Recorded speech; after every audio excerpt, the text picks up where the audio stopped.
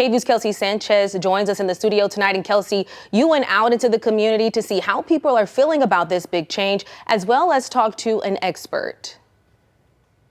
That's right, Dernisha. I talked to UT professor and historian Jeremy Surrey, and he says there were just too many close allies from the Democratic Party who say he wasn't the best candidate anymore, and it's a sentiment others I also talked to today agreed with. A historic moment. President Joe Biden dropping out of the presidential race, clearing the way for a new Democratic nominee to take on Donald Trump. I was surprised since he had said that he was not going to be dropping out, but I do think it's the right decision. Some agreeing it was the right move. I think it shows that he does care a little bit about the country and the fact that he's willing to step down. But left wondering what this means for elections in November. It's historical for our country to have someone drop out this late in the race, so I'm not even sure,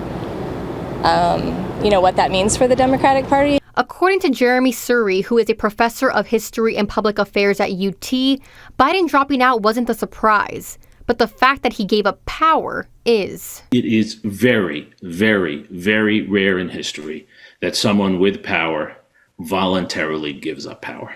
Power is intoxicating. When someone has it, even if they're a small potentate, they hold on to it. This is an act of supreme statesmanship. When it comes to the next name on the ticket, the questions are raised if Democrats have enough time to throw a name on the ticket for the Texas ballot. Where we are is actually closer to the historic norm. Again, until the last 50 years, we generally didn't know who our nominees were until after their conventions, until the end of the summer.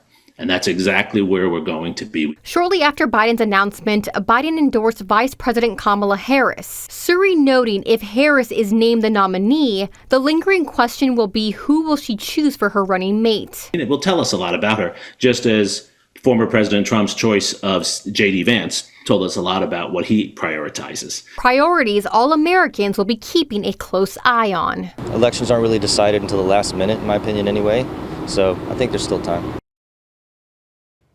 In Biden's letter, he says he will be addressing the nation further later this week. Live in studio, I'm Kelsey Sanchez, KVUE News.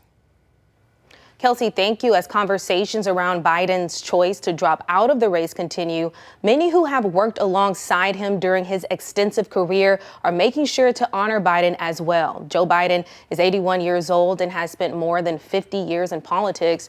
Biden started his career in 1970 when he won a seat on the Delaware County Council a few years after graduating college. As a 29-year-old, he ran for state senate, making him one of the youngest people ever elected to the Senate. He was a senator for more than 35 years. This is what State Representative James Tallarico had to say about Biden's contribution to the country. I hope we can all take a moment just to honor President Biden's service to this country. I'm 35 years old, and I know that Joe Biden has been the most successful president in my lifetime, pulling this country out of a once-in-a-century pandemic, helping us recover from the worst economic disaster since the Great Depression, passing historic legislation like the bipartisan infrastructure bill, the Inflation Reduction Act, bringing down prescription drug costs, capping insulin, standing up to Putin. I mean, you name it. President Biden has been a tremendously effective president for this country. And I hope we can all join together, regardless of our political affiliations, and thank him for his tremendous service to the American people.